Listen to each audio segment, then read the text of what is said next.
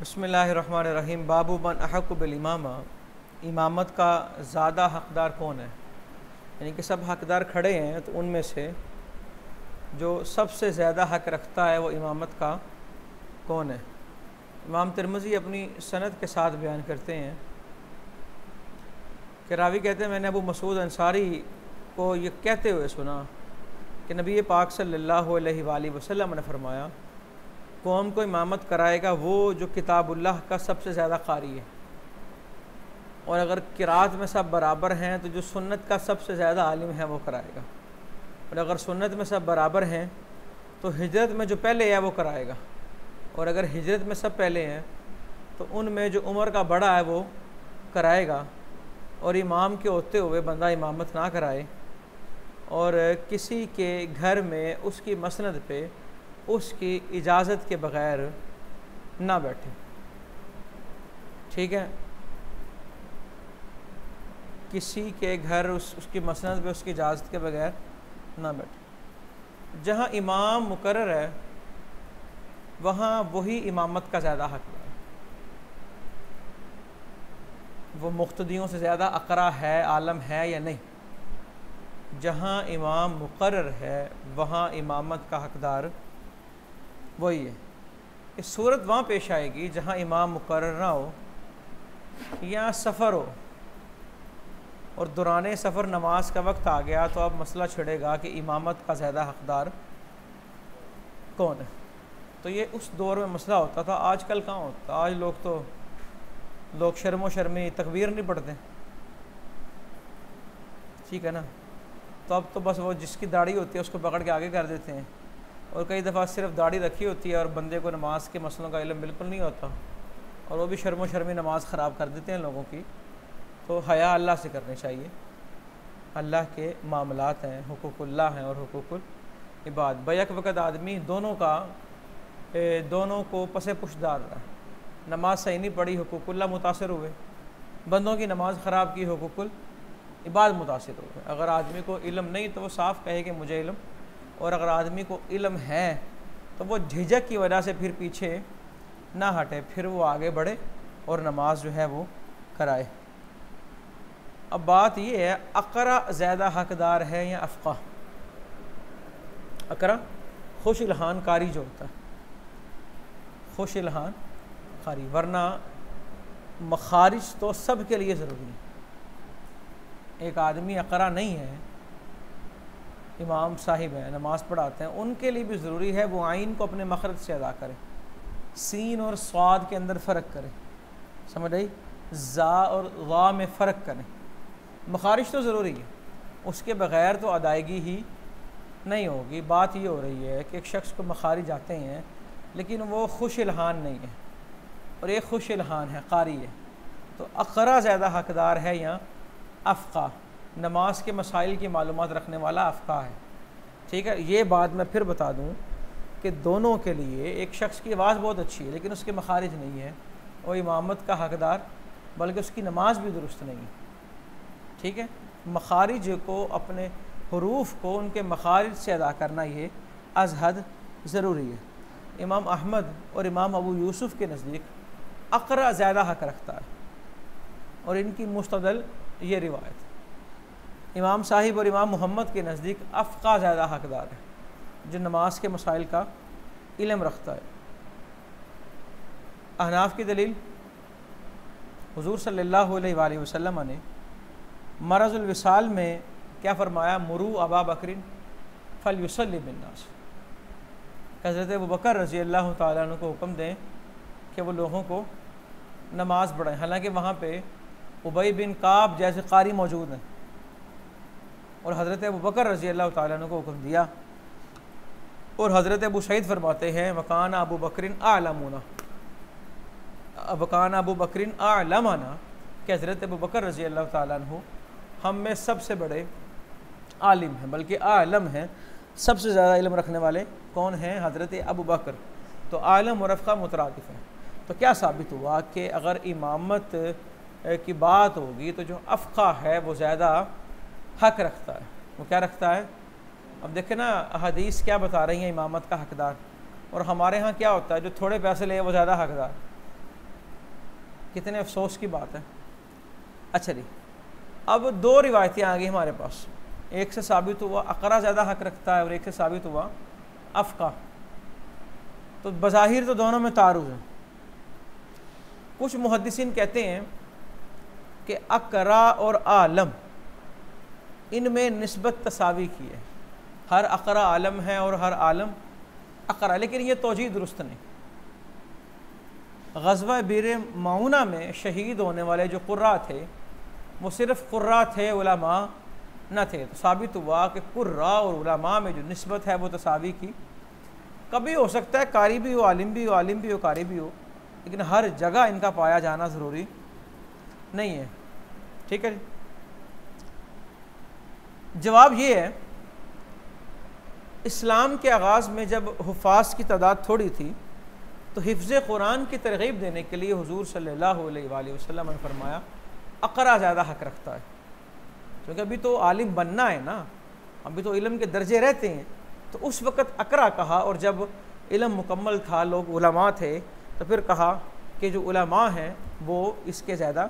कुछ दिन पहले हमने रिवायत पढ़ी, हुज़ूर सल्लल्लाहु अलैहि वसल्लम ने फरमाया उलुल अहलाम मेरे पास खड़े हुआ करें नमाज में। और उसकी रीज़न क्या बताई थी कि अगर किसी को खलीफा मुकर्रर करना पड़े तो जो इल्म वाला है उसे खलीफा, उलुल अहलाम जो अहले बसीरत हैं, तो अहले बसीरत इल्म वाले होते हैं ना, तो फिर हुक्म ये आ गया कि इल्म वालों को आगे किया जाए। तो इल्म वाला ही ज़्यादा हक रखता है। बाबू माजा इज़ा अम्मा अहदुकुमुन नास फलयुखफ़िफ़, एक शख्स अगर नमाज़ पढ़ा रहा है लोगों को तो नमाज को हल्का रखेगा वो। क्यों? इमाम तिरमिज़ी अपनी सनद से बयान करते कि हज़रत अबू हुरैरा कहते हैं नबी पाक सल्लल्लाहु अलैहि वसल्लम ने फरमाया जब तुम में से कोई लोगों को नमाज़ पढ़ाए उसे चाहिए कि वो तख़फ़ीफ़ करे, क्योंकि मुक़्तदियों में छोटे भी हैं, बड़े भी हैं, ज़ईफ़ भी हैं, मरीज़ भी हैं, और जब अकेला पढ़े तो जितनी मर्ज़ी पढ़े।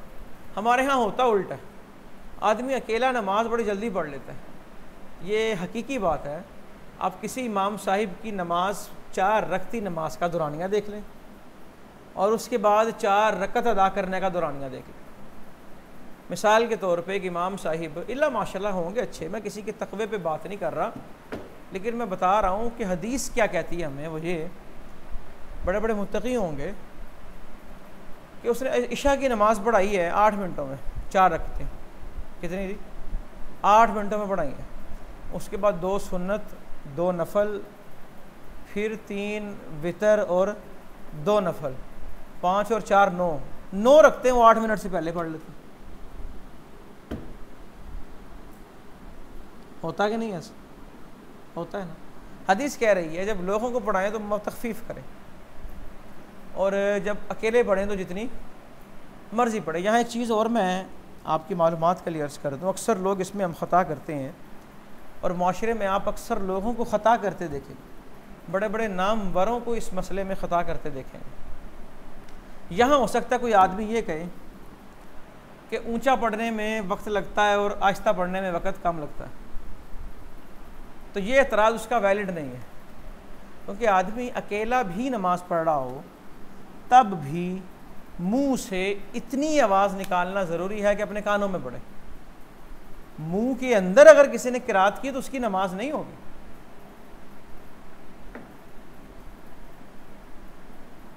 इतनी किरात, इतनी आवाज़, जो चीज़ नमाज में फ़र्ज़ है ना, मुतलक किरात, उसकी आवाज़ कानों तक पहुँचाना फ़र्ज़ है।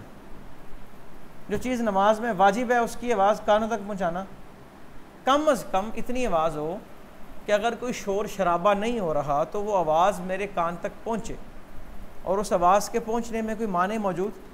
मिसाल के तौर पे मैं खड़ा होकर पढ़ता हूँ अल्हम्दुलिल्लाहि रब्बिल आलमीन, अब अगर कोई शोर ना हो तो यही आवाज़ मेरे कान तक पहुँच रही है, लेकिन इसी दौरान शोर इतना हुआ कि मेरी आवाज़ मेरे कानों तक पहुँचना बंद हो गई, तो अब मेरी नमाज दुरुस्त है, क्योंकि मैंने उतनी आवाज़ निकाली है जितनी पहुँच जाए। अब वो किसी माने की वजह से नहीं पहुँची तो ये एक अलग बात। अब एक आदमी मुंह के अंदर ही, हम क्या करते हैं, अब कादा के अंदर अत्तहियात फ़र्ज़ है, अत्तहियात पढ़ना वाजिब है, एक एक लफ्ज़ उसका वाजिब, एक लफ्ज़ हरफ भी रह गया तो अत्तहियात मुकम्मल। और अगर भूल के आपने पीछे से मिला के भी पढ़ा है तो फिर भी सजदा साफ़ करना पड़ेगा, क्योंकि वाजिब में तख़ीर हो गई। बहार शरीयत में लिखा है कि सूरह फातिहा की अगर एक आदमी आयत भूल गया और उसने आयत छोड़ दी, आगे गया, फिर पीछे से मिला के उसने सही की, उस पर सजदा सब वाजिब हो गया, क्योंकि वाजिब में तख़ीर हो गई। अल्हम्दुलिल्लाह रब्बिल आलमीन के फ़ौरन बाद अर्रहमान अर्रहीम पढ़ना वाजिब। अगर कोई अर्रहमान अर्रहीम भूल गया, उसने मालिक यौमिद्दीन कहा और फिर पीछे से आया अल्हम्दुलिल्लाह रब्बिल आलमीन, तो तर्क वाजिब हो गया। ठीक, तर्क वाजिब पे सजदा सब है ना।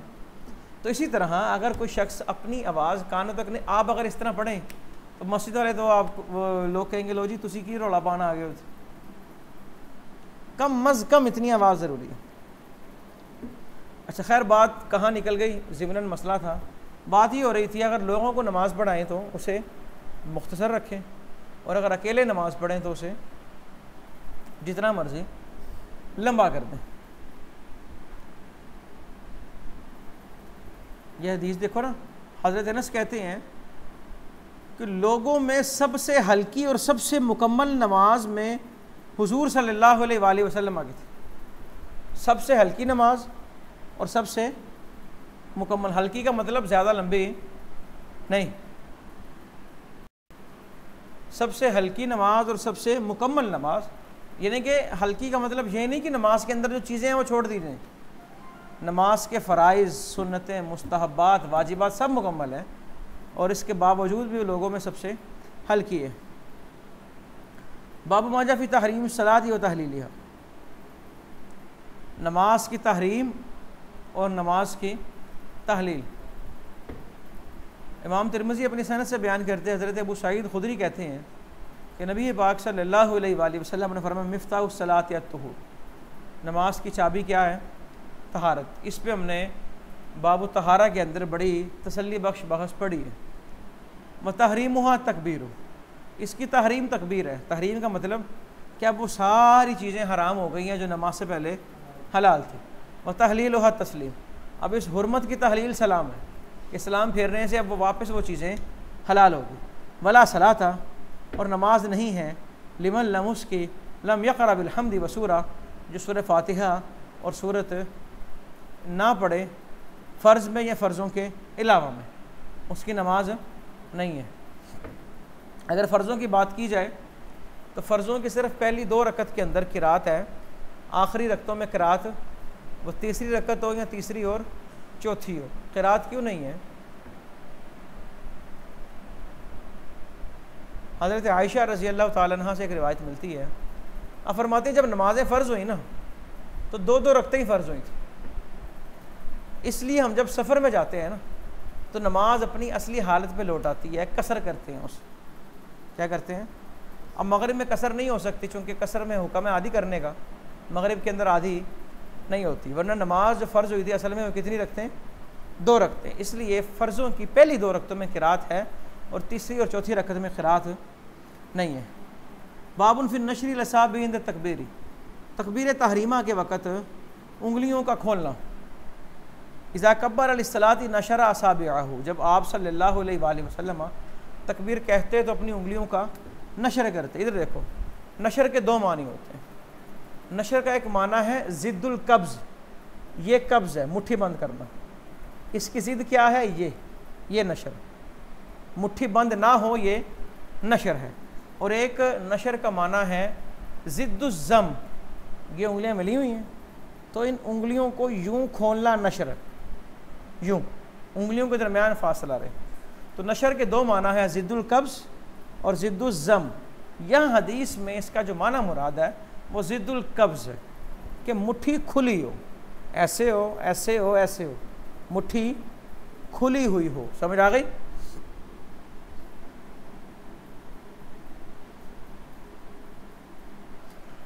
हज़रत अबू हुरैरा की रिवायत के नबी पाक सल्लल्लाहु अलैहि वसल्लम जब नमाज शुरू फरमाते रफ़ा यदैहि मद्दन, तो अपने हाथों को बुलंद करते। अगली रिवायत भी इसी तरह ही। तकबीर उला की फजीलत, तकबीर उला आला है और तकबीर उला अदना है। तकबीर उला आला ये है कि जो ही इमाम अल्लाह अकबर कहे फ़ौरन उसकी इब्तिदा में अल्लाह अकबर कह दिया जाए। और तकबीर ऊला अदना ये है कि इमाम के रुकू की तकबीर कहने से पहले पहले आप जमात में शामिल हो जाए, ये भी तकबीर ऊला है। तकबीर का मतलब पहली तकबीर है ना, अभी दूसरी तकबीर तो कहीं नहीं, तो उसी दौरान शामिल होना ये ऐसे ही है जैसे वो पहली तकबीर में शामिल हुआ। यहाँ पे मैंने इसको कैटेगराइज कर दिया, तकबीर ऊला आला और तकबीर ऊला अदना। अच्छा, फजीलत क्या है? नबी पाक सल्लल्लाहु अलैहि वसल्लम फरमा रहे हैं अल्लाह की रज़ा के लिए 40 दिन जमात में तकबीर ऊला को पा ले बंदा तो 2 बरातें लिख दी जाएंगी उसके लिए। पहली बारात यह है कि वो जहन्नम में नहीं जाएगा, और दूसरी क्या है, वो मुनाफिक नहीं हो सकता। वो क्या नहीं हो सकता? यहाँ पर भी एक ज़िमनन बात कर देता हूँ, अगर तो याद रखते रहोगे तो बड़ा फ़ायदा होगा, और अगर भुला दोगे तो ये बातें बाद में नहीं मिलेंगी। निफाक होता है 2 तरह का, एक होती है मुनाफ़क़त अमली और एक होती है मुनाफ़क़त अक़ीदे की। रिवायात में आया मुनाफिक की 3 अलामतें हैं, अमानत दी जाए ख़यानत करे, वादा करे वादा खिलाफ़ी करे, बात करे तो झूठ बोले। ये सारे वो मुनाफिक हैं जो अमली मुनाफिक हैं। ये क्या है? अमली मुनाफिक है। यहाँ पर आया कि वो मुनाफिक नहीं हो सकता, अमली मुनाफिक नहीं हो सकता। वो क्या नहीं हो सकता? अकीदे के मुनाफिक कुछ और हैं। अकीदे के मुहद्दिसीन लिखते हैं, शारिहीन भी लिखते हैं कि जो अकीदे के मुनाफिक हैं उनकी मारिफत सिर्फ़ हुजूर सल्लल्लाहु अलैहि वसल्लम के साथ ख़ास थी। आपके बाद ये इल्म किसी को अता नहीं, चंद एक को अता किया, लेकिन फिर ये सिलसिला रुक गया।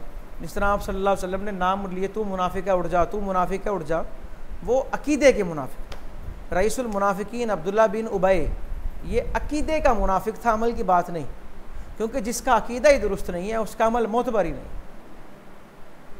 समझ आई? और ये इल्म उठा लिया गया, इसका फितना बड़ा होना था। अब देखिए ना, 300 तो वो थे जो ओहद में पीछे हट गए, और बाकायदा वो नाम जो आप सल्लल्लाहु अलैहि वसल्लम ने लिए वो कहाँ हैं? तारीख़ में नहीं मिलेंगे आपको कि मुनाफिकीन कौन थे, क्या नाम थे उनके, क्योंकि अल्लाह ने इस इल्म को उठा लिया। और ये जो बात मैं कर रहा हूँ ये बड़ी पेचीदा बात है, और इस बात का इल्म भी अक्सर जगहों पे नहीं मिलेगा। इस बात का इल्म भी अक्सर जगहों पे नहीं मिलेगा। समझ आई ना?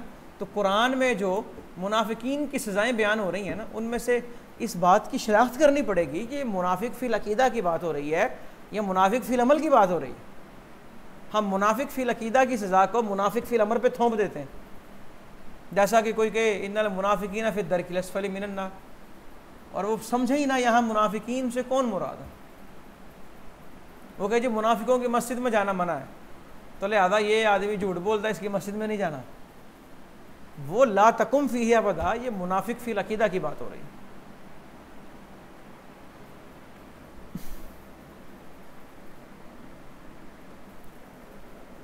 नमाज के आगाज़ में क्या पढ़ा जाएगा जी? इमाम तिरमिज़ी अपनी सनद से कहते हैं कि नबी पाक सल्लल्लाहु अलैहि वसल्लम जब तकबीर कहते रात को नमाज के लिए, फिर आप पढ़ते सुबहानक अल्लाहुम्मा व बिहम्दिका व तबारक अस्मुका व तआला जद्दुका व ला इलाहा गैरुक। फिर अल्लाहु अकबर कहते औज़ु बिल्लाहि समीइल अलीम मिनश शैतानिर रजीम मिन हमज़िही व नफ़्ख़िही व नफ़्सिही। अगली रिवायत भी देखे, सुबहानक अल्लाहुम्मा व बिहम्दिका व तबारक अस्मुका व तआला जद्दुका व ला इलाहा गैरुक। अच्छा जी, इख्तिलाफ ये है तकबीर तहरीमा के बाद और किरात से पहले ज़िक्र मसनून है या नहीं। ज़िक्र कोई भी हो सकता है, ज़िक्र मसनून है या नहीं। इमाम साहब के नज़दीक सना पढ़ना मुस्तहब है, या बल्कि यूँ समझो, इमाम मालिक कहते हैं तकबीर तहरीमा के बाद और किरात से पहले कोई ज़िक्र है ही नहीं। तकबीर तहरीमा के फ़ौरन बाद अल्हम्दुलिल्लाह पढ़ने है। क्या पढ़ना है? ज़िक्र कोई भी नहीं है, कोई औज़ुबिल्लाह बिस्मिल्लाह, अल्हम्दुलिल्लाह पढ़नी है। आइमा सलासा कहते हैं तकबीर तहरीमा के बाद और किरात से पहले ज़िक्र मसनून है। अब ज़िक्र क्या करना है, इसमें इख्तिलाफ। इमाम साहब कहते हैं सना पढ़ना मुस्तहब है, इमाम शाफी कहते हैं आयत तौजीह पढ़ना मुस्तहब है। आयत इन्नी वज्जहतु वजहिया लिल्लज़ी फ़तरस समावाति वल अर्द हनीफ़ा हनीफ़न वमा अना मिनल मुशरिकीन। आयत तौजीह पढ़ना मसनून है। इमाम मालिक की दलील हज़रत अनस की रिवायत कि रसूलुल्लाह सल्लल्लाहु अलैहि वसल्लम, हज़रत अबू बकर, हज़रत उमर और हज़रत उस्मान रिज़वानुल्लाहि अलैहिम अजमईन नमाज का आगाज़ करते थे अल्हम्दुलिल्लाहि रब्बिल आलमीन के साथ। क्या पढ़ते थे? अल्हम्दुलिल्लाहि रब्बिल आलमीन। इस दलील का जवाब ये है जनाब, इससे ये पता लगता है कि किरात का आगाज़ अल्हम्दुलिल्लाह से होता था। ये तो पता ही नहीं लगता कि तकबीर तहरीमा के बाद और किरात से पहले कुछ पढ़ते थे या नहीं, तो लिहाजा आपका मुस्तदल ताम नहीं, इनका जो मुस्तदल है वो ताम नहीं है। क्लियर हो गया जी। और बाकी जो आइमा की दलाइल हैं, ये अहदीस जो तहतल बाब हैं कि सुब्हानक अल्लाहुम्मा वगैरह के जो अल्फाज हैं, ये बता रहे हैं कि ज़िक्र जो है ये मसनून है। बाब माजा फ़ी तर्किल जहरी भी बिस्मिल्लाहिर रहमानिर रहीम। दो बाब हैं, एक है जी तर्कुल जहर, बिस्मिल्लाह को सिरन पढ़ना, और एक है जहरन पढ़ना। देखिए पहले रिवायत, अब्दुल्ला बिन मुगफ़ल कहते हैं कि मेरे बाप ने मुझे सुना, मैं नमाज में था और मैंने बिस्मिल्लाहिर्रहमानिर्रहीम पढ़ा। ऊंची पढ़ा होगा तभी तो सुना ना। कहते मेरे बाप ने मुझे कहा बेटे मुहदस, इसका मतलब बिदत ही होता है ना, नई ईजाद करने वाले, इय्याक वल हदस, अपने आप को बिदत से बचाओ। और अब्दुल्ला इब्न मुगफ़ल कहते हैं, काला से मुराद इब्न मुगफ़ल है, कहते वल्लम मराहद बिन असहाबी रसूलुल्लाह सल्लल्लाहु अलैहि वसल्लम, हुजूर सल्लल्लाहु अलैहि वसल्लम के सहाबा में मेरे बाप से बढ़कर इस्लाम में बिदतों का मुखालिफ कोई नहीं था। लेकिन मेरे बाप बिदतों के बड़े मुखालिफ थे। तो अब हज़रत अब्दुल्ला बिन मुगफ़ल के बाप की आगे बात है। काला इब्न मुगफ़ल के वालिद ने कहा, यानी कि हज़रत मुगफ़ल ने कहा, मैंने नबी पाक सल्लल्लाहु अलैहि वसल्लम, हज़रत अबू बकर, हज़रत उमर और उस्मान रिज़वानुल्लाहि अलैहिम अजमईन के साथ नमाज़ पढ़ी, तो उनमें से मैंने किसी को ये कहते नहीं सुना फ़रादकुल्हा इज़ा अंत सल्लैता, जब तू नमाज़ पढ़ तो तू भी ऐसा ना कह, तू कह अल्हम्दुलिल्लाहि रब्बिल आलमीन। अच्छा अगली रिवायत देखो पहले, फिर बात करते हैं कि नबी पाक सल्लल्लाहु अलैहि वसल्लम नमाज का आगाज़ करते थे किससे? बिस्मिल्लाहिर्रहमानिर्रहीम से। इमाम साहब कहते हैं बिस्मिल्लाह को सिर्रन पढ़ना अफजल है। सिर्रन। इमाम मालिक कहते हैं बिस्मिल्लाह पढ़ना मसनून ही नहीं है, इस पे बात हमने कर ली पहले, कहते हैं जिक्र है ही नहीं ना कोई। इमाम शाफी के नज़दीक जहरी नमाज़ों में जहरन पढ़ा जाएगा और सिरी नमाज़ों में सिरन पढ़ा जाएगा। इमाम साहब की दलील क्या?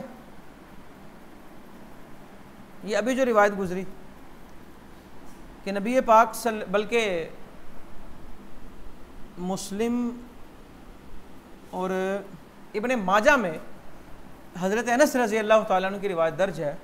वो कहते हैं मैं हुजूर सल्लल्लाहु अलैहि वसल्लम के साथ, हज़रत अबू बकर के साथ, तो हज़रत उमर और हज़रत उस्मान रिज़वानुल्लाहि अलैहिम अजमईन के साथ नमाज़ पढ़ता रहा, और वो अपनी नमाज में बिस्मिल्लाह को तख़फ़ीफ़न पढ़ते रहे, सिर्रन पढ़ते रहे। तो इमाम साहब कहते हैं सिर्रन पढ़ना मुस्तहब है।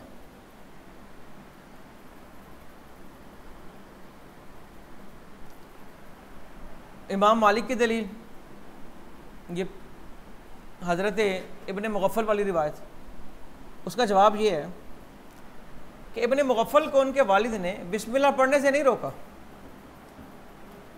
बल्कि बिस्मिल्लाह को बुलंद आवाज़ में पढ़ने से रोका है। तो इससे तो हमारा मौक़िफ़ साबित हो रहा है कि बिस्मिल्लाह बुलंद आवाज़ से नहीं है। इमाम शाफ़ी की दलील का जवाब, उनकी दलील तो यही है ना कि हुजूर सल्लल्लाहु अलैहि वसल्लम बिस्मिल्लाह को ऊंची आवाज़ से पढ़ते थे। रिवायत मिलती है हमें मुस्तदरक के अंदर कि जहर करते थे। तो उसका जवाब ये है, नबी पाक सल्लल्लाहु अलैहि वसल्लम ने बिस्मिल्लाह में कभी कभार जहर फरमाया है तालीम उम्मत के लिए, ताकि उम्मत को पता लगे कि बिस्मिल्लाह पढ़ी जा रही है। लेकिन आपने कभी कभार ऐसा किया, और अक्सर तौर पे मामूल आपका यही था कि बिस्मिल्लाह को सिरन पढ़ते थे। ठीक है। बाबुल फ़ी इफ्तिताहिल क़िराअत बिल्हम्दुलिल्लाहि रब्बिल आलमीन, क़िराअत का आगाज़ किससे होगा जी? अल्हम्दुलिल्लाह। और बाबू मा जा अन्नहु ला सलाता इल्ला बिफातिहतिल किताब, नमाज नहीं है मगर फातिहा के साथ। ला सलात लिमन लम यक़रा बिफातिहतिल किताब, जो नमाज के अंदर सूरह फातिहा ना पढ़े उसकी नमाज। दो मसले डिस्कस होंगे। नंबर 1, क़िराअत खल्फ़ल इमाम का क्या हुक्म। नंबर 2, नमाज में सूरह फातिहा की हैसियत क्या है। क़िराअत खल्फ़ल इमाम पे चूँकि इमाम तिरमिज़ी ने मुस्तकिल एक बाब बांधा है, तो वो जब आएगा तो इसकी बहस पढ़ेंगे हम वहाँ। तो नमाज के अंदर सूरह फातिहा की जो हैसियत है, आइमा सलासा कहते हैं फ़र्ज़ है, अहनाफ कहते हैं सूरह फातिहा वाजिब है। आइमा सलासा की दलील हदीस तहतल बाब। अहनाफ की दलील फ़क़रऊ मा तयस्सरा मिनल क़ुरान, और कुरान के आम पर ख़बर वाहिद से, कुरान के आम को मुक़य्यद या कुरान के मुतलक़ को ख़बर वाहिद से मुक़य्यद नहीं किया जा सकता, कुरान के आम पर ख़बर वाहिद से ज़्यादती नहीं की जा सकती। और मुस्लिम में हज़रत अबू हुरैरा रज़ी अल्लाह ताला अन्हु से एक रिवायत है कि जिसने नमाज़ पढ़ी और उसने सूरह फातिहा ना पढ़ी तो उसकी नमाज नाक़िस है। अगर सूरह फातिहा फ़र्ज़ होती तो कहा जाता कि नमाज हुई ही नहीं, उसे नाक़िस कहना इस बात की दलील है कि सूरह फातिहा फ़र्ज़ नहीं है। तो अइम्मा सलासा की दलील के जवाब क्या है जनाब। नफ़ी की दो किस्में हैं, नफ़ी कमाल, नफ़ी ज़ात। ला सलात लिमन लम यक़रा, ये नफ़ी कमाल पे महमूल है, नफ़ी ज़ात पे महमूल नहीं है। जैसा कि हम अपने इस बात को साबित करेंगे कि नफ़ी कमाल और नफ़ी ज़ात वाली बात दुरुस्त है। हुज़ूर सल्लल्लाहु अलैहि वसल्लम ने फरमाया ला सलाता, नमाज नहीं उसकी, किसकी, मस्जिद के पड़ोसी की, मगर मस्जिद में, जो मस्जिद के पास रहता है उसकी नमाज घर में। इसका मतलब क्या है, नमाज तो हो जाएगी लेकिन वो सवाब नहीं मिलेगा जो मस्जिद में उसे। ये नफ़ी कमाल पे महमूल है।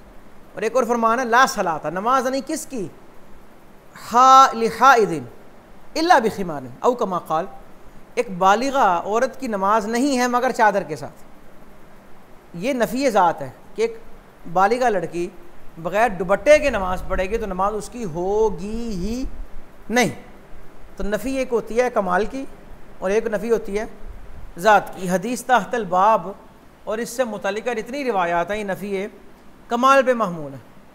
और अगर बिलफ़र्ज़ हम ला सलाता में ला को नफ़ी ज़ात मान भी लें, कोई कहे नहीं जी ये नफ़ी ज़ात है, मान भी लें, तो फिर भी आपका मौक़िफ़ साबित नहीं होता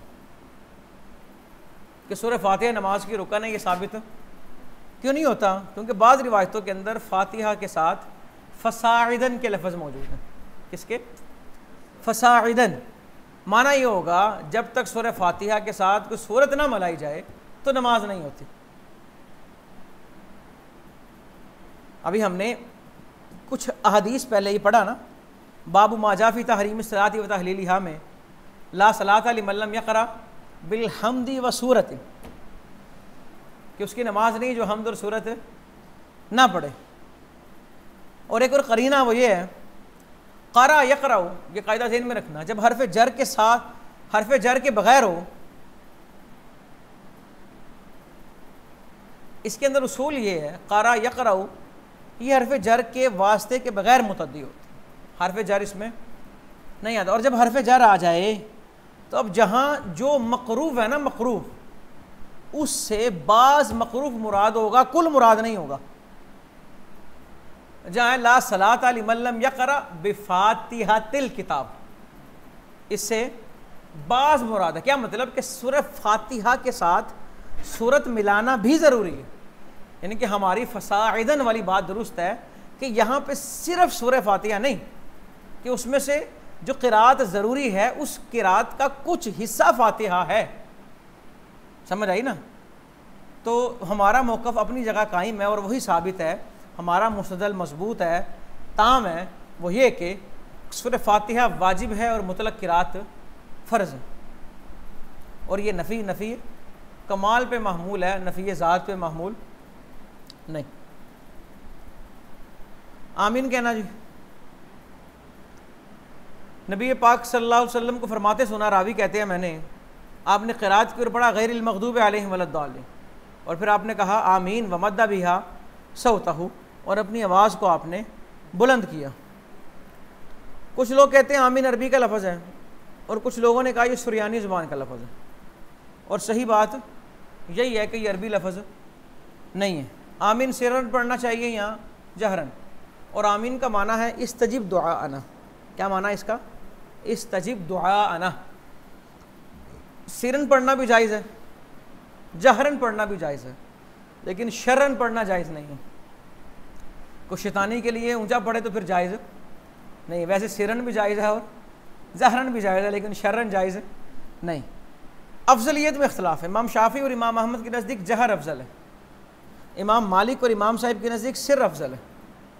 इनकी दलील हदीस ताहतल बाब मद्दा बिहा सौता, मद्दा बिहा सौता। इनकी दलील का जवाब क्या है? मद्दा बिहा सौता का माना राफा सौताहू नहीं है, बल्कि आमीन लंबा करके खींच के मद करके पढ़ना मुराद है। आवाज़ बुलंद करना मुराद नहीं, लफ्ज़ को लंबा करना मुराद है।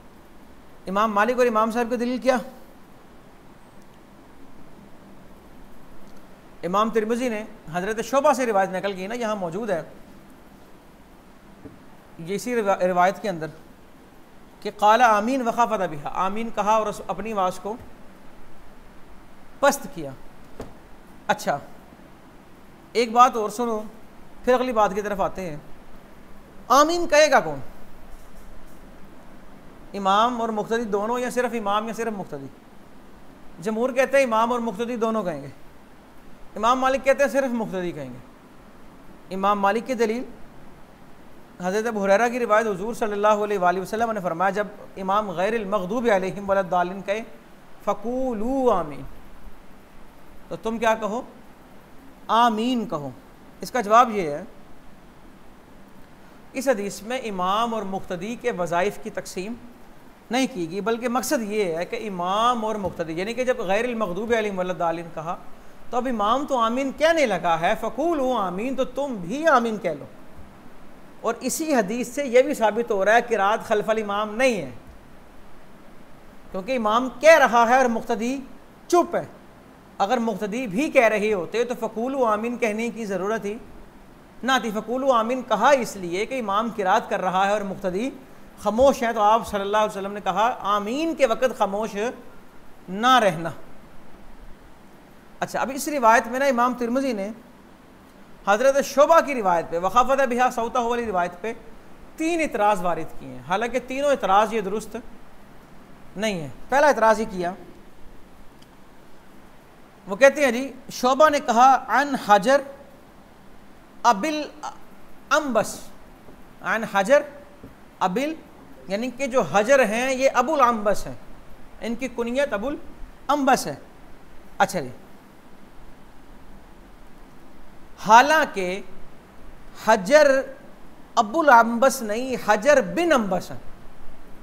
ये इमाम तिरमिज़ी पहला इतराज़ कर रहे हैं हज़रत शोबा की रिवायत कि इसमें हजर अबुल अम्बस आया, हालांकि हजर बिन अम्बस है, ये कुनियत नहीं, इनके बेटे, इनके बाप का नाम है। तो इसका जवाब पता क्या है कि अम्बस हज़रत हजर के बाप का नाम भी है और बेटे का नाम भी है, इसलिए बसा औक़ात इन्हें इब्ने अम्बस कह देते हैं और बसा औक़ात अबुल अम्बस कह देते हैं। तो ये इतराज़ वैलिड नहीं है। दूसरा इतराज़ ये किया कि शोबा ने सनद में अलकमा बिन वाइल का इजाफा किया, हालांकि अलकमा बिन वाइल का जिक्र इसमें नहीं है। इसका जवाब क्या है? जवाब इसका ये है कि कई दफ़ा ऐसा होता है कि एक रावी किसी रिवायत को बिल वास्ता भी सुनता है और बिला वास्ता भी सुनता है। तो जहाँ अलकमा बिन वाइल का जिक्र है तो ये बिल वास्ता है, और जहाँ नहीं है वहाँ बिला वास्ता है, तो ये इतराज़ भी वैलिड नहीं। तीसरा इतराज़ ये किया, शोबा ने खाफदा बिहा कहा, हालांकि मद्दा बिहा है लफ्ज़। तो उसका जवाब ये है कि मुहद्दिसीन ने हज़रत शोबा को अमीरुल मोमिनीन फिल हदीस करार दिया है, अमीरुल मोमिनीन, और उनके बारे ये कहना कि इन्होंने मद्दा बिहा सौता को खाफादा से बदल दिया है, ये कहना महज बदगुमानी है, इसके अलावा और कुछ नहीं है। तो ये आगे ज़रा ज़रूरी वजाहत थी तो मैंने अर्ज़ कर दी।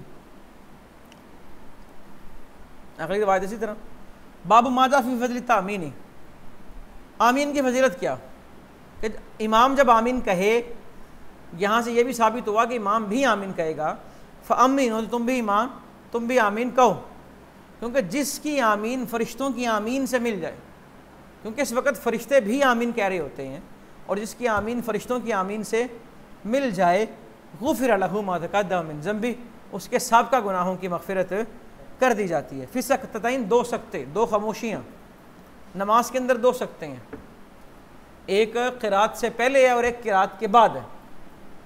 क़िरात ख़त्म करने के फ़ौरन बाद ही रुकू की तकबीर नहीं कहनी चाहिए। मुक़्तदियों को शाइबा होगा कि हो सकता है कुरान की ही कोई आयत है जिसमें अल्लाह के लफ्ज़ आएँ। कई दफ़ा होता है ना, इमाम साहब बड़े ज़ोर से अल्लाहु ला पढ़ें, आयतुल कुर्सी पढ़ें, तो मुक़्तदी रुकू में चले जाते हैं। तो दो सकते हैं नमाज में। अच्छा जी, हज़रत समूरा कहते हैं दो सकते नमाज में मैंने जिन्हें याद किया रसूलुल्लाह सल्लल्लाहु अलैहि वसल्लम से, इनकी इस बात का हज़रत इमरान बिन हुसैन ने इनकार किया, कहा नहीं, सकता एक ही है। अल खैर, वो कहते हैं हमने उबई बिन काब की तरफ ख़त लिखा मदीना में कि उनको पता होगा, बेहतर आप बताएं क्या मसला है। तो उन्होंने जवाब ये दिया कि हाफिज़ा समूरा, कि हज़रत समूरा ने सही मसला याद किया कि सकते दो हैं।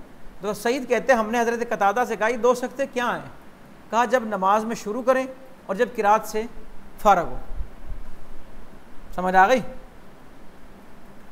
फिर कहा बाद अज़ा लिखा, इसके बाद वैज़ा क़रा, जब वलद्दालीन पढ़े,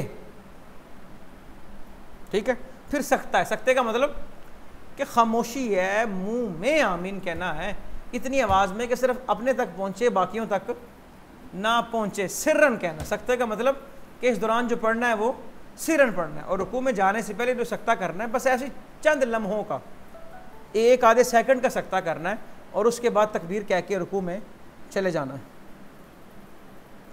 फिर वदिल यमीन या शिमानी फिस सलात, नमाज के अंदर बाएं हाथ पे दायां हाथ रखा जाएगा, ठीक है नहीं।